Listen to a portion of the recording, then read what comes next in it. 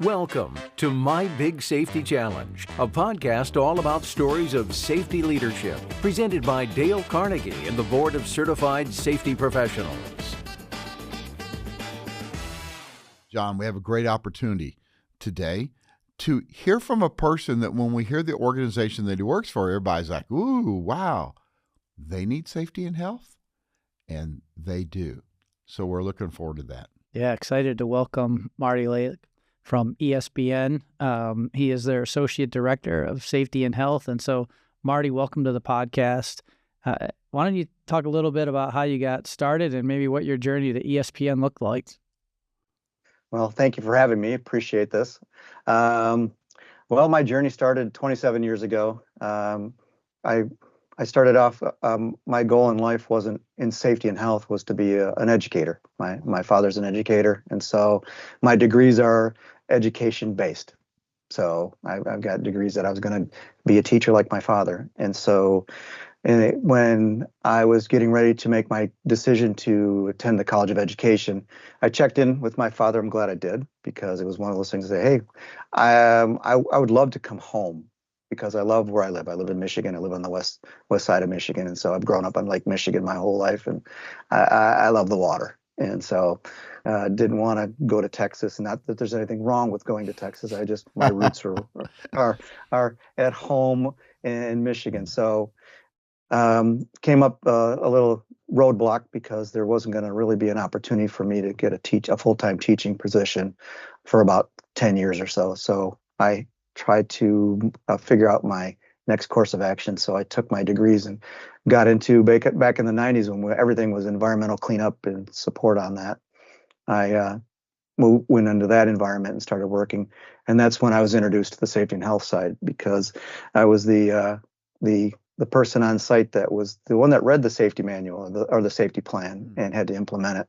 And so for a few years I was doing my work, and all of a sudden the safety department person came up to me and said, hey, would you be interested in coming over to our side of the world and do safety and health? And I said, well, I've got this teaching thing that I want to do. And he goes, well, in a roundabout way, in safety and health, we definitely do a lot of education. We do a lot of review. We do a lot of things, and we have to do research. So, kind of like a teacher. I went, that's true. And so it started my journey doing safety and health and the environmental cleanup side, taking the part that I started with and now doing the safety side of it while they were doing the remediation and things like that. So got involved in that, really liked it. And then once I established that this was going to be my lot in life, my career, I decided that, or my boss decided, he goes, well, I think you need to become a certified safety professional. I went, oh, really? I said, okay. So they pushed it on me, and then I've been a CSP now for 20 years.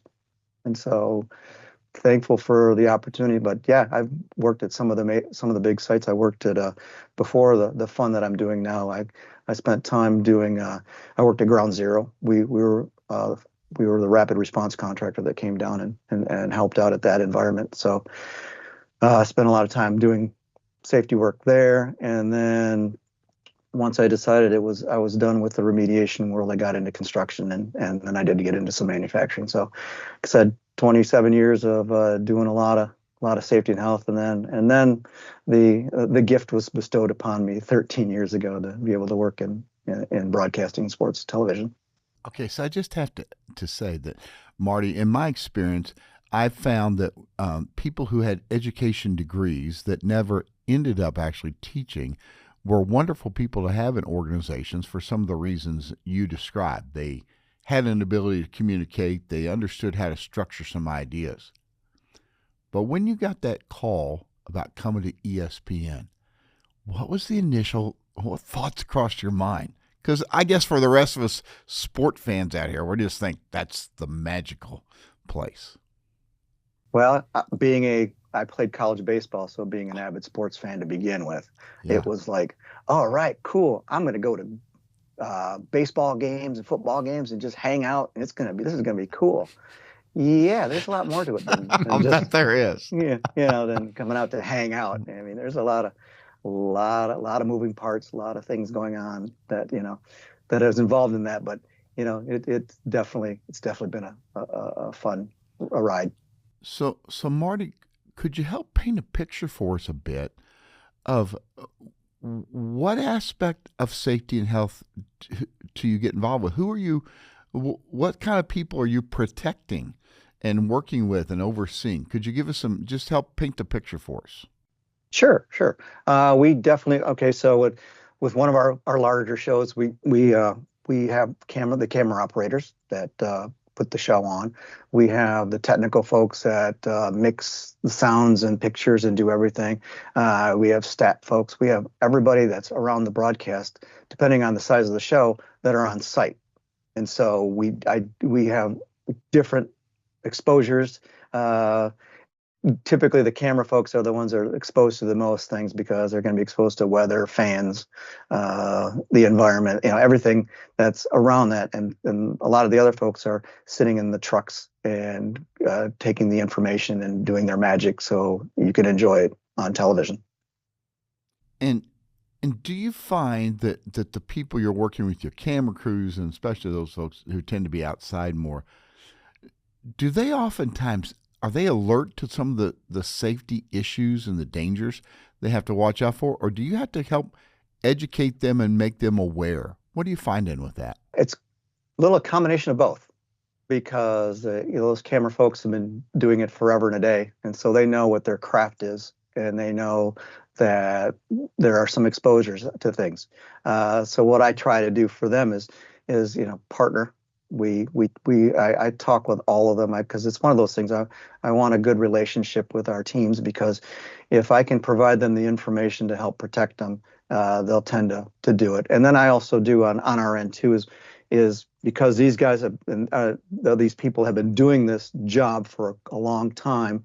I do lean on them for their expertise, and sometimes they've got the right idea to help protect in the environment. So, we do everything we can to just be a team, and they know that I'm there for them. They know I'm not just the safety cop coming out to do all the nasties and tell them here's everything you've done wrong and here's where things are bad.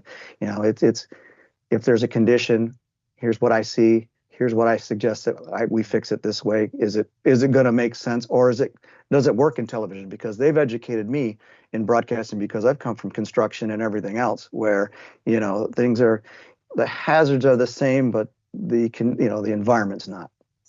So it's definitely something different. And just to clarify for myself and our listeners, are these your employees, ESPN employees, or are they contractors, or who are you working with? We have a combination.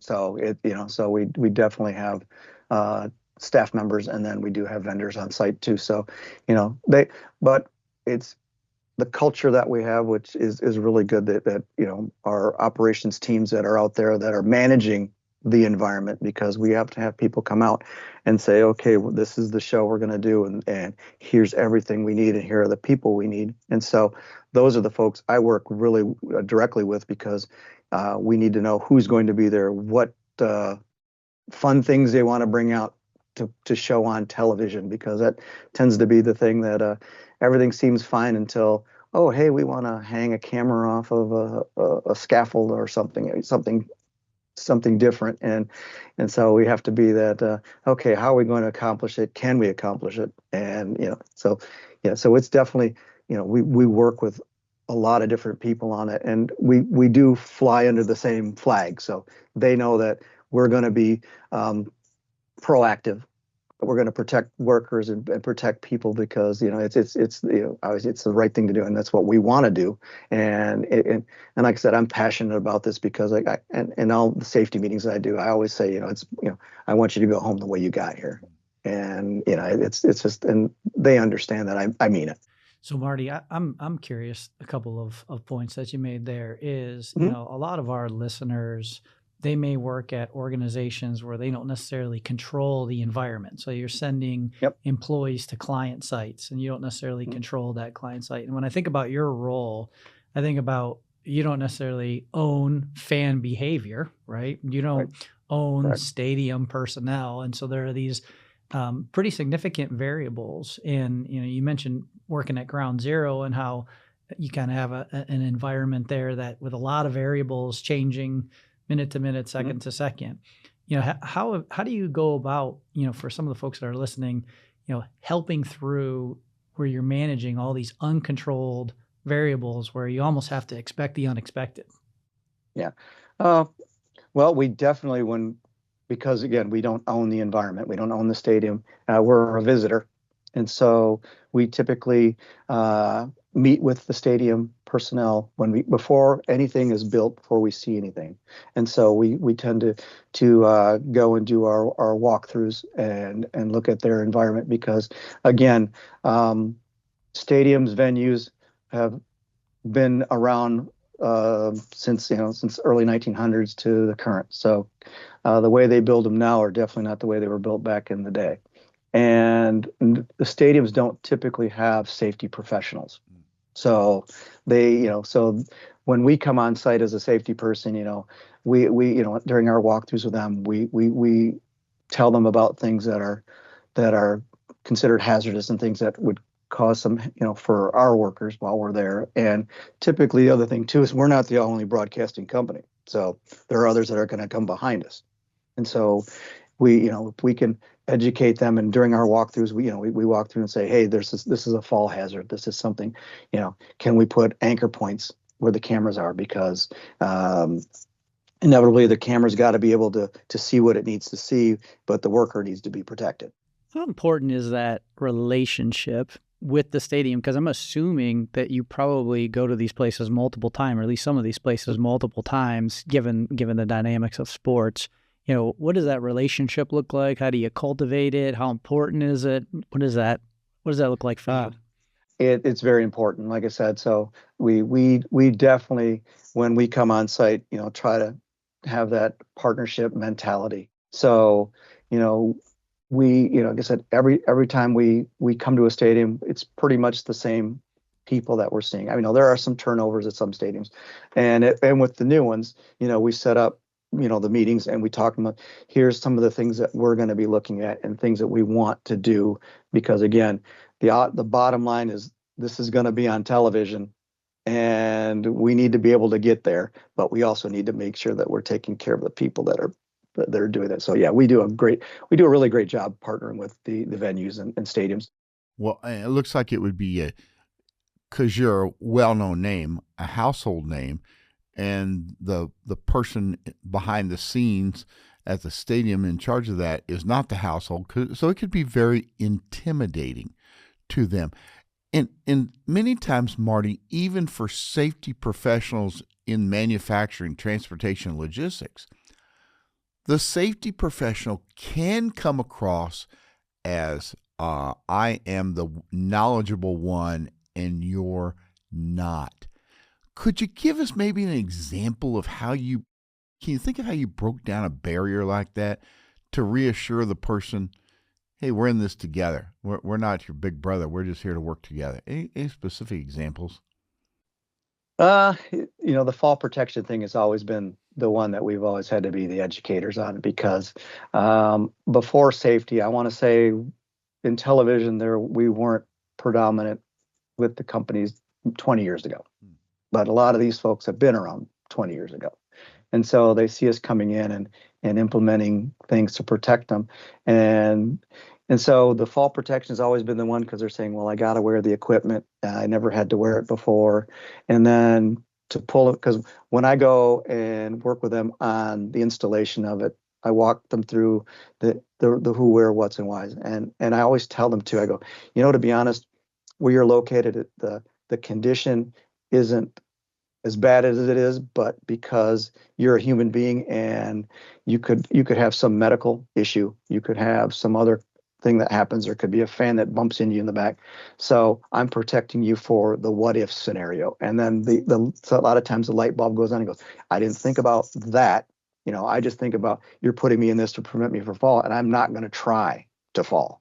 And so when I throw that other spin on, there are the other things that could possibly cause them to fall off a platform or a camera plate, a scaffold or something like that. They get it and they understand, and so they're receptive to it. And say we broke down the barriers years ago because it was us versus them. But once they started seeing that we weren't doing it just for one reason, we were doing it for multiple reasons that we have no control over. And what you're talking about doing there, firstly, really goes back to fitting with being a teacher and instructing and guiding. But when you think about the people that are listening to this podcast, they're not going out and setting up cameras and things like that. But they're working with people who probably think, I don't plan to get hurt. I've been doing this for a while and all. And the safety professional has this great opportunity of having had vast experiences and seeing different things, and can plant that idea that this could happen. What if? Just talk to us a little bit more of the power of what if. And for folks that they're listening to this, how they can put that into action with where they're at. You described it some, but tell us a bit more. I guess the what if, again, because of at least in my world, we have more of I want to say an aging workforce. There aren't a whole lot of kids doing what we're doing right now. So because what I'm working with, again, it comes down to me because, okay, so we're outside. So worked in construction, we're outside. We're a victim to the weather. We can't control the weather. We can't do anything about the weather, but we have to be able to say, if this condition happens, we need to stop. We need to go to an indoor location, on a location to rate it out. And in television, we do that. We definitely do that because we use services to monitor the weather for us. And if lightning were to come within the parameters that we set, we will lock cameras off and evacuate. Because again, something we can't control. And those are the major what ifs. I mean, we can sit there and talk about forecasting weather and things like that, and then the other things too, the what if factor is like, my team hasn't won against this team in forever, and we win, and there's going to be a massive storming of the field. And so as part of our process to do that, say, okay, guys, so you got to think about the hazard that's going to be present. The camera can be replaced. You cannot. So if, let the camera be banned, and you go and seek your shelter in your location. So I everything to me, again, when I'm doing what I do and trying to help, it definitely is, I'm concerned about the person and the people that are doing the work. And then when I come off that way to them and make them important and make them feel like they're not just a worker doing what they need to do. We care about what they're doing, and we want them to be safe. And that certainly fits with a Dale Carnegie principle of make the other person feel important and do it sincerely. So there's something about human beings that when they feel like this person treats them like they are a person of value, that we tend to respond to that rather than, I just want you to do this. It's because of their importance. And that opportunity that the safety leader has then to be looking for possibilities that people just may never have considered. What other insights could you give to folks that are listening to that to remind them, aim for the partnership, and this is how you do it? Yeah, the partnership, I consider everybody my customer. So that's kind of like the approach that I take. You're my customer. And so what can I do to help you do what you need to do? And so that's kind of, and I think I've been successful at it. I don't know if there's other that have, this is something that's working for us because we definitely want, we have lots of professionals in the field. And so they're skilled in what they do for a living, and I'm skilled at what I do. So, it's one of those things that is when we have that customer mentality that they're looking at me like I'm not, again, no safety cop. But on the other hand too, but say no safety cop. If there's something that's happening that's immediately dangerous life and health, I will apply the safety cop mentality when I have to. But that's not the card you play first. That's not the card I play first, unless it's immediately dangerous to life and health. Then exactly. Boom, and then I will explain it later. So yeah, I'm not. It's not something that I guess this whole partnership is I'm still firm, but I'm going to work with you. So it's one of those things. So the partnership is there, but if it's going to harm you or it's going to be against the rules and regulations, I will stand firm on what, is right. And John, what a combination we just heard there. Firm, but with the spirit and attitude of helpfulness together. And that is really, sir, Marty, one of the great ways to pull it together. And one other thing on these lines before we move on, you go and approach folks with, what can I do to help you? Marty, what does that do to a human being's spirit when the person comes, not just says those words, but they're said with a sincerity of heart? And really, I mean that, I want to help. What goes on to the person, inside the person that hears that? Well, typically for me, that means if we're a partner, if I ask you to do something, the likelihood of you not having a hard time with it increases. They're gonna work with me. Okay, if you're telling me I need this, it's a reason, and I know that you're gonna listen to me if I say there's something that, okay, this is not gonna work because of this condition, or this can't because if I do something like this, it'll get in the shot.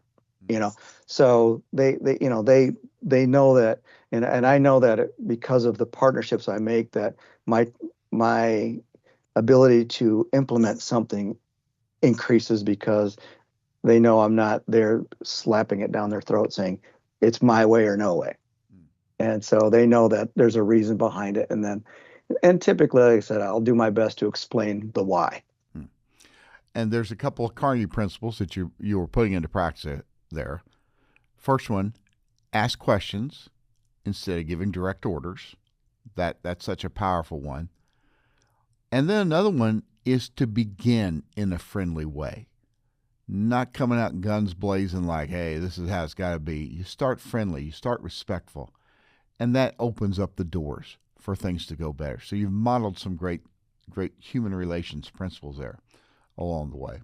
Yeah, and I think one thing, Marty, I'd be curious is that, you have those partnerships both internally, but I suspect you have them externally as well. So these venues, sometimes we see games on your network or it might be other networks, but there's maybe some multiple collaborators, local TV broadcasts as well.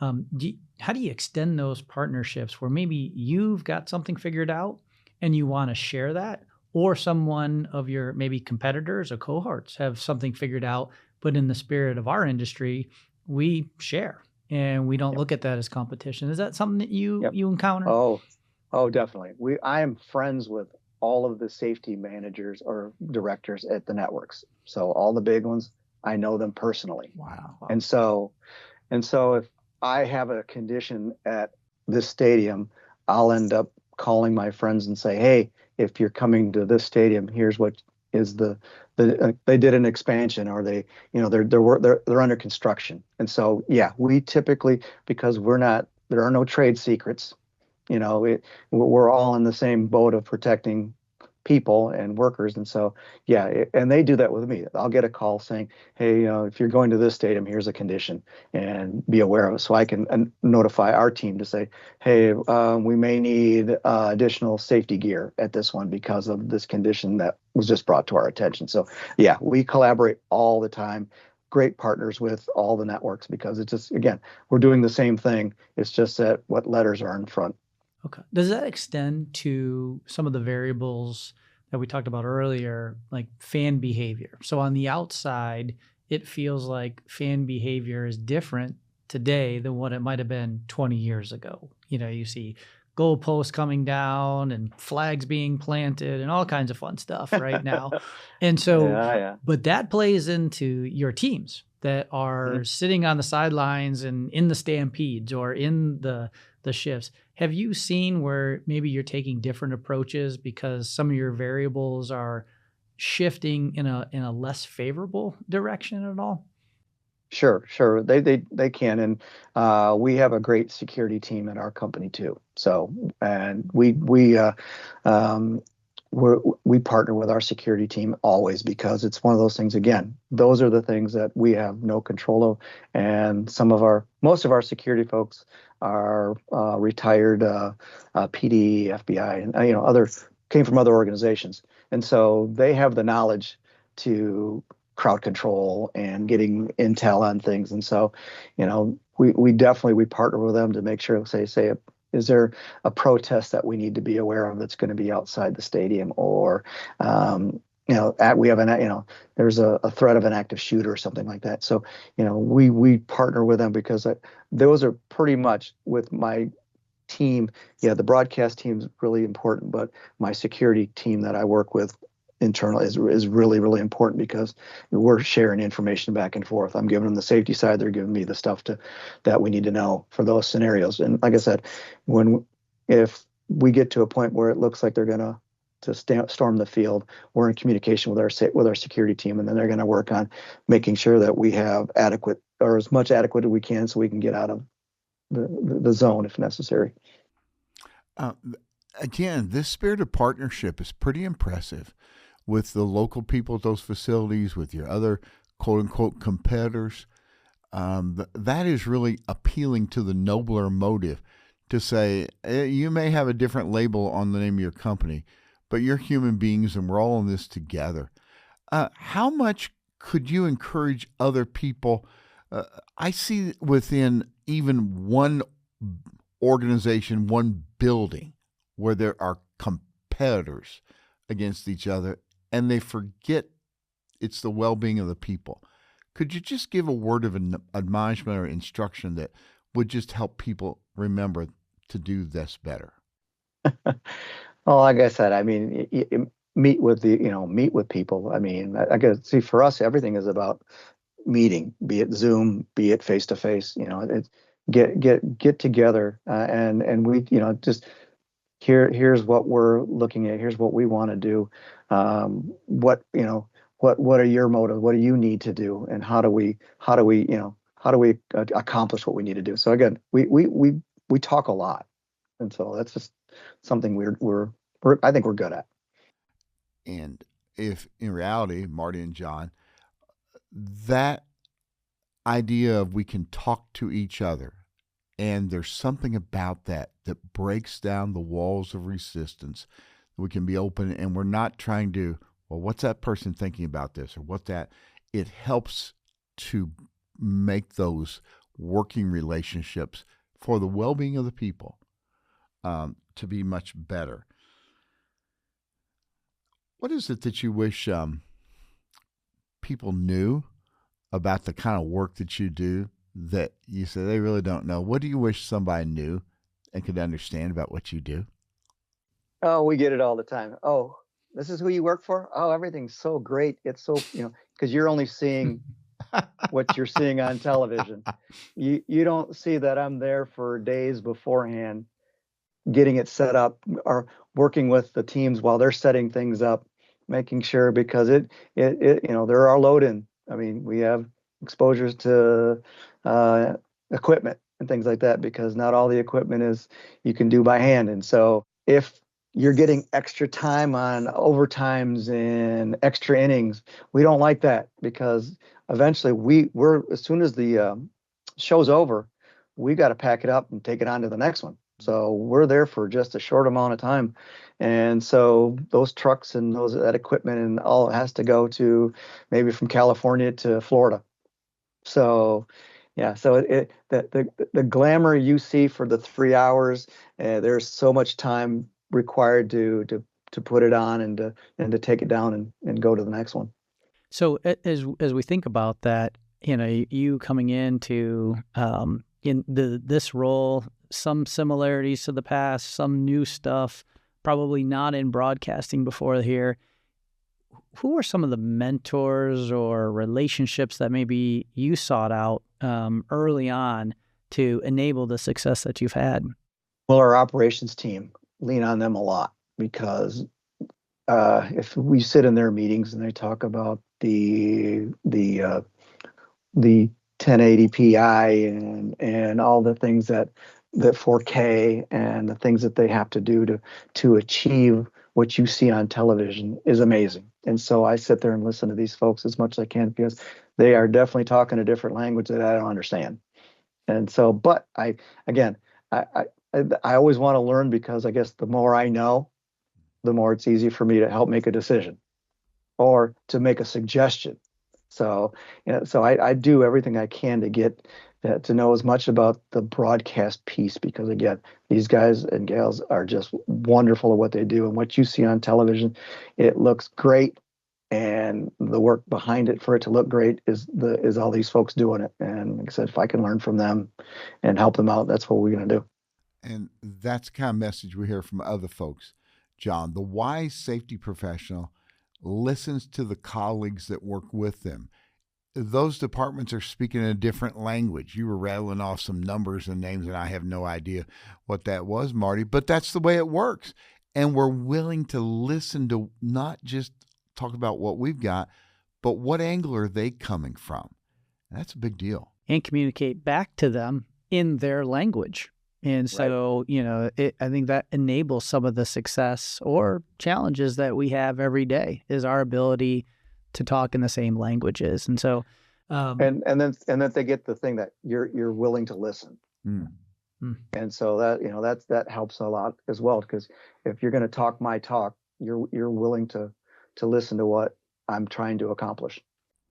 So when we're thinking about working with individuals and working in these groups, this idea of give and take is really an important idea for the safety professional, because sometimes it's easy to say, hey, I'm looking out for lives. I'm looking out for well-being. Everybody listen up. But to them, their angle of the pie they're working on has a big significance. So would you talk about, just allude to that a bit, give and take, Marty? Why is that just so critical for safety professionals that are listening right now? I guess, the give and take always is,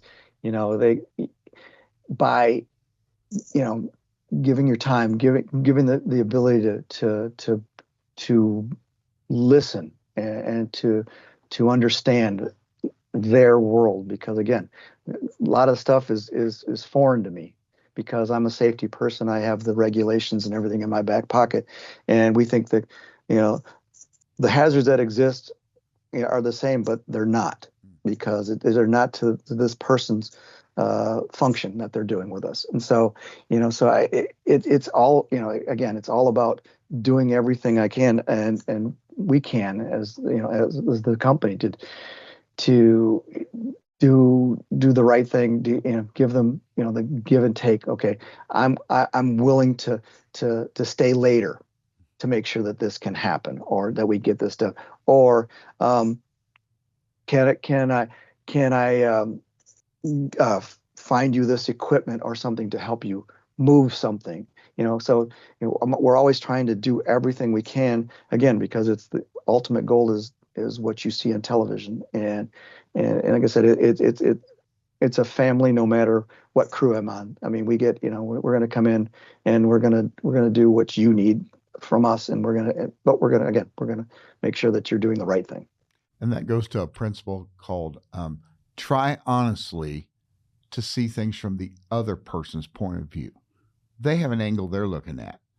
And that's meaningful, because when we take the initiative to do that, they tend to respond to the way what we initiate. And it's a good way to live. Yeah, absolutely. And as you're looking at that, again, I think it goes to, and Marty, you spoke about this, as you've got the contractor piece, the vendor piece, the employee piece, and making sure that communication is effective is critical to, mission success, in this case, broadcast success. And going back to one of the points you made about some of the folks you interface that aren't at the same company, I think a lot of our listeners sometimes feel that they don't always have the support network that they need, and maybe there's some best practices that they're unaware, but they don't necessarily know how to create those connections.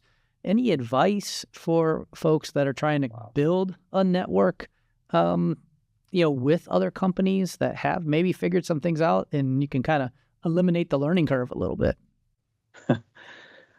Wow. Well, definitely. I mean, when I was in construction, going to our conferences, because then, going to some of those sessions that you're hearing, and speaking to some of those professionals that are presenting, because that's where I tend to find some of the little tidbits and tools to use, and maybe sometimes give them a little bit of information. And so, giving your business card. So again, and that's how I was able to do that in that world. Well, broadcasting is such a smaller scale. So everything we're trying to do is we're trying to ultimately speak and get as much info as we can, and then tell them that this is why we're doing it. I think it speaks, Marty, to the partnership that we've been talking about this whole time, is that they don't view you.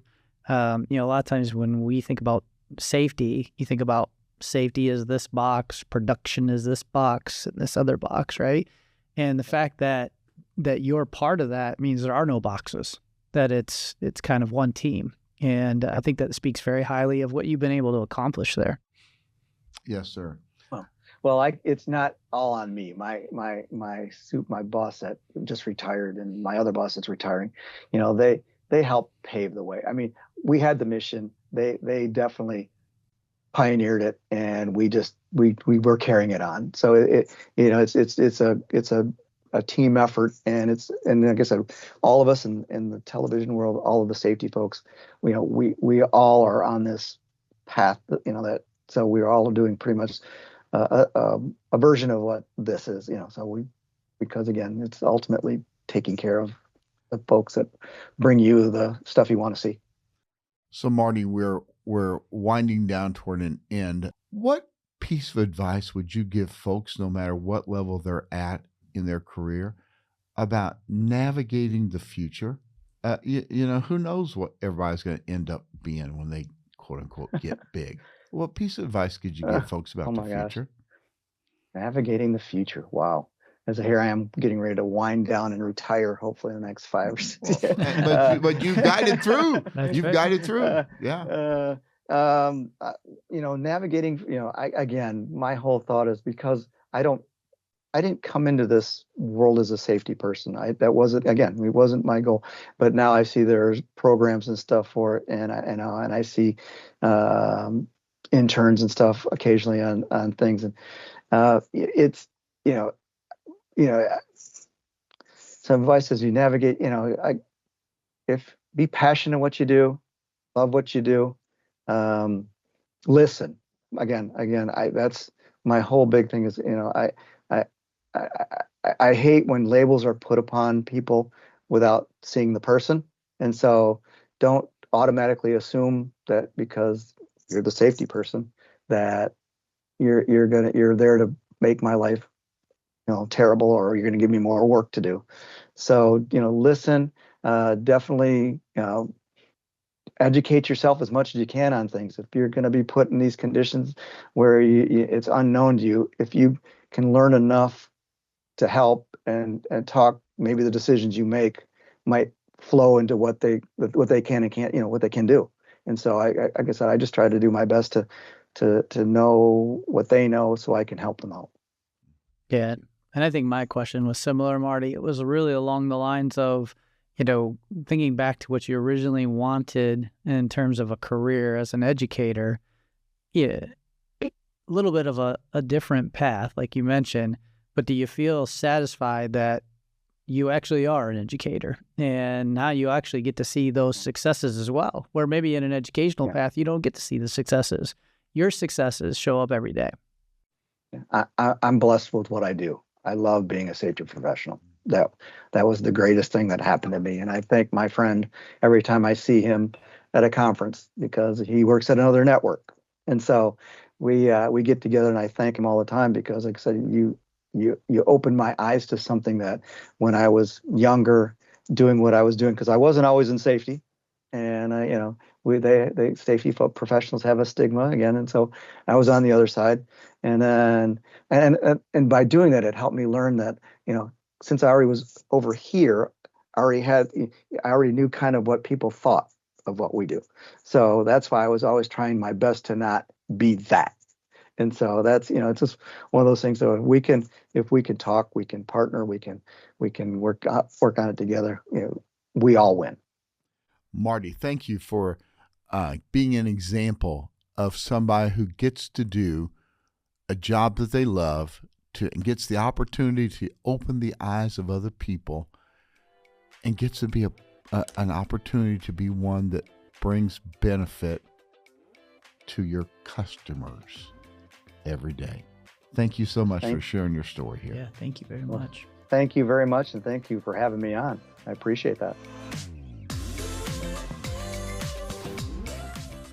Merle, I really enjoyed that conversation. I think the term that resonated with me was partner.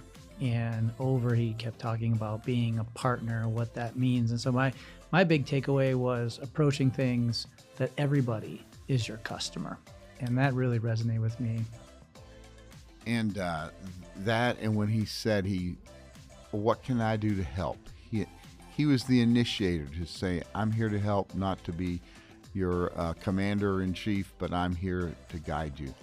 And then when he wrapped up at the end and said, I simply love my job, and every time I see the man that encouraged me to get into this, I thank him, and I'm grateful. That is a way to enjoy life to the fullest, and every safety professional could say that same thing as they look at their life and their world. Yeah, agree.